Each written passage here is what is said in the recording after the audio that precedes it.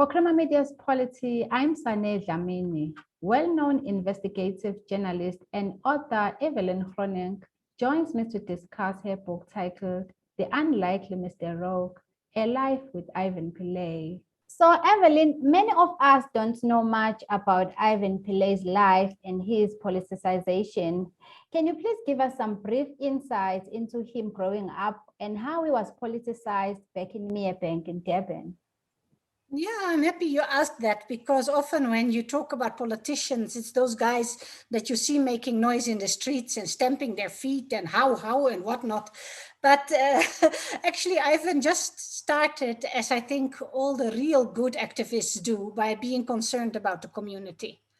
Like there's people with TB, old grannies standing in the rain because there is no bus shelter, the school sucks, there's not enough books, the roads are terrible. And then there's the humiliation. Of course, it was, as an Indian, you're still a little bit more privileged compared to the black majority. But there was also the humiliation down from the white minority. So I think if you care about your community, you don't start shouting and throwing stones. That's not where you start. Where you start is campaigning for the bus shelters and for the proper care for the sick and for the good schools and all that. And I think that is what I want to say in this book, that guys, don't confuse the two things. There is a time for fighting, because Ivan also did the fighting, but that was because everything else didn't work. There was no improvement. So you had to start fighting at some point. But it's still about bus shelters, and it's still about functioning hospitals. And it's still about grannies left out in the rain. We saw it when they were waiting for the COVID grant and they were sprayed not by rain, but by water cannons. I mean, in a way, this book tries to tell people, let's be activists like that again. Very interesting, Evelyn. And would you mind telling us now how you met him? Because he is also your husband. Can you please briefly tell us about how you met him? Well, we met each other when it was 1989, 1990. So in a way, the struggle was coming to an end. And as a journalist, I was reporting on the exiles' return home. He was in a place of exile, Zambia, where he had been coordinating Operation Vula. I don't know if your readers will remember, but they can look it up, like setting up an internal resistance capacity and actually an administration capacity, which was missing. Of course, there was only apartheid system and there was collaborators. So he was already busy, even in the resistance, being part of these people who wanted to build something in the Black, Indian, colored, and even the white communities, to say this is something where we have a network, where we can start building a new country. So that was the atmosphere in which we met, I as a journalist and he as somebody who fought for those things. And then it was, we have this interesting dynamic in our relationship where I want to know everything and talk about everything. And he also wants to know things, but he doesn't want to talk about everything because, he is a private person and he comes from the underground where talking can mean that people will die. So he still got that thing like, why are you always talking? Why are you always saying things? So in a way, this combination of us, without me, there wouldn't have been this book, I can tell you that. So Ivan used to run Operation Vula with former President Jacob Zuma back in exile. From what I've read online, he used to report to Oliver Tambo. You've also worked with him in Lusaka now on a project that was called Back to the Future. What was it like? First, I must correct you that Ivan never worked with Zuma in Operation Vula. Zuma was not part of Operation Vula. He was in ANC intelligence, but no, Vula, no, was away from him. And a good thing too, I think. When we worked together, he wanted me to show the exile community as it was, and he wanted me to show how difficult it was for exiles to return, especially those exiles who had been part of MK and the underground. Because you had the diplomats in the ANC, people like the Thabo Mbekis, the Aziz Pahads, all those people, they were already flying up and down and being allowed entry and talking to the soon-to-be former regime.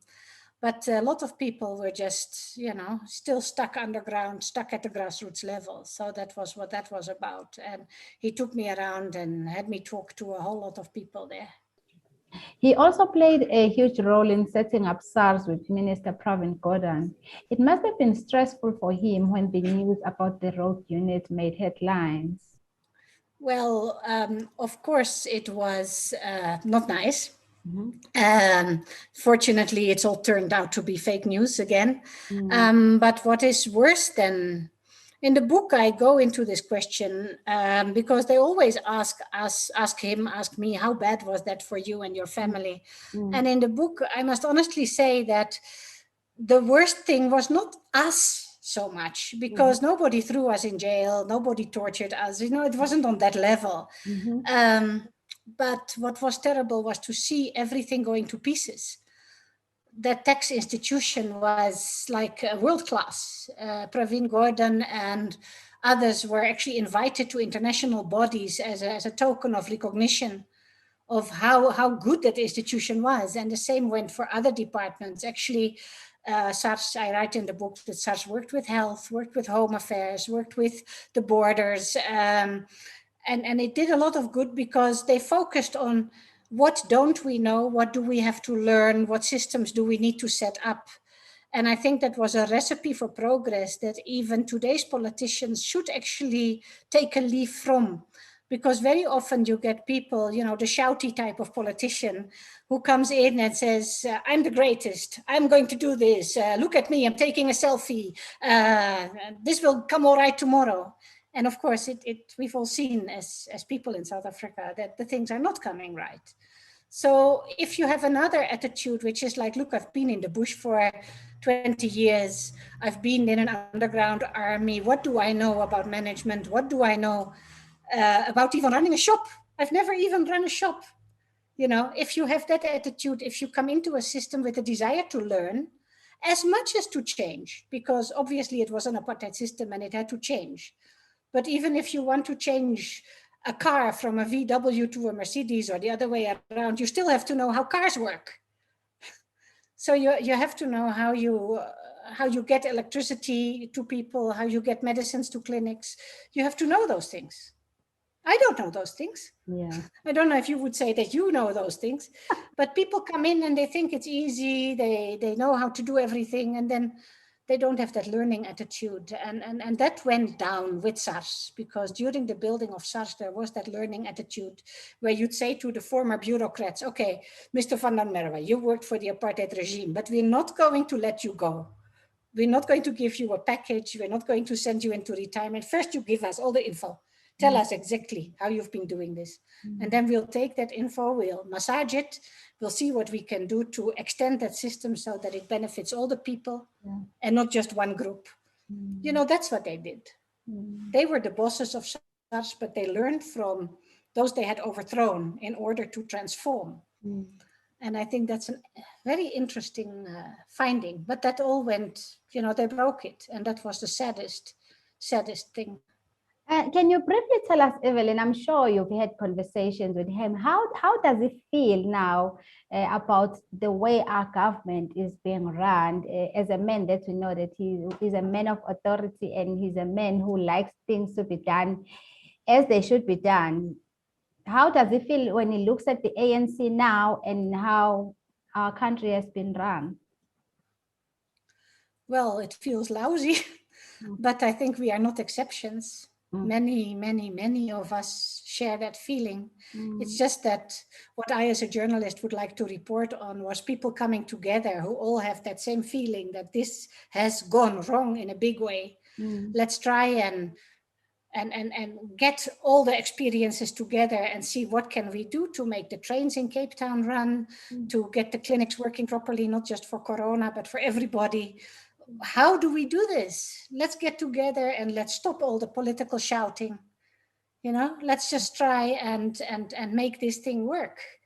That I would like to report. It would be the first time, by the way, that a country after a revolution would have such a moment of introspection and coming together and trying to regain. I don't think that has ever happened, not in Eastern Europe, not in Nicaragua, not in Angola. South Africa could be, a pioneer. Wow. I would love to see that. Yeah, that is interesting. And if I may ask as well, how were you able now to balance your role as a wife and as a journalist when your husband was being dragged through the mud because of the SARS rock unit? Yeah, well, the most frustrating part for me as a journalist was that I could not write about it. Of course, I could try, but who's going to publish me? I am Mrs. Rogue. And also the also the people who are my friends in journalism. Unfortunately, I have got a lot of good journalist friends in South Africa. They would say it's not your turn now because you're biased. You're part of this. Let us do the writing. But then to see they were very good journalists. I mean, most media from Ababungana, Mail and Guardian, News 24, all us, most of them, they were good. They understood what was going on and they wrote about it properly. But then you see those people, I don't want even to mention the names, but they are now all with Iqbal Survey.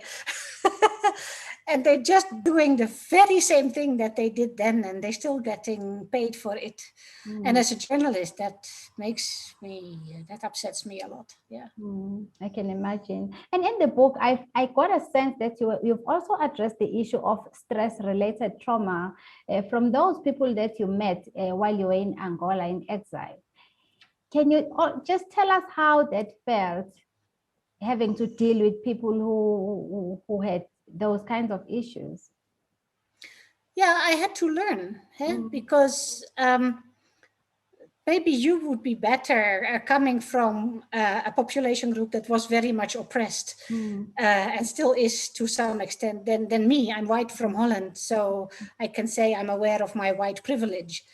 So I had to learn. I had to learn that not everybody is happy-go-lucky like me and never had so many problems, you know, or war or deprivation or humiliation. If you start to understand what people went through, I still get goosebumps when I think of it. And I think that what Ivan says in the book at some point, that this country needs truckloads of therapists, that may actually be true. And I don't say that to put people down, but I mean, some support is needed when you've gone through so many experiences. And I think that a lot of people are in denial in a way about that. Because they want to be the big man who knows everything and knows how to do everything and solve everything. And then all these traumas sort of impact on them, but they don't want to see that because, you know, then it makes them less of men or whatever. If we could look honestly at ourselves, or if South Africa could look honestly at itself and everybody who suffered, even whites, I mean, white boys who were drilled into a military kind of thing and into racism, they also need some shaking up, I guess. Wow. So we should have, this country should maybe have some major discussions with itself. And lastly, Evelyn, if I may ask, are you hoping that people change their perception of Ivan Pillay with this book? That's not the first intention. That would be nice. Look, I like him. It will be nice if other people like him too. But that's not my main motivation. I mean, we are fine. We couldn't care less who likes him or not. But what I think is important is see the type of activist he was and is, and recognize that there are many of those types of activists, and that it is a very different kind of mold of activist than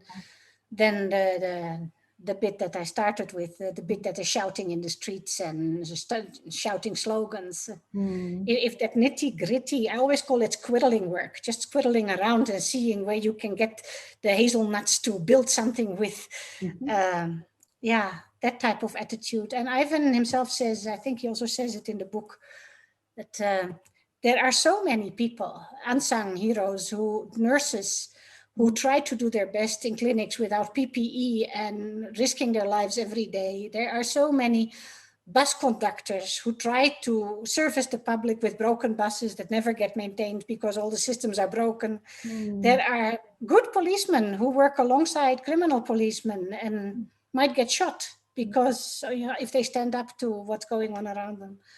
And those are the people that we should actually like. It's not so much that you must like Ivan, but find those people and see them as the true people who can rebuild this country. That was Evelyn Groenink in conversation with Polity about her book titled The Unlikely Mr. Rogue, A Life with Ivan Pillay.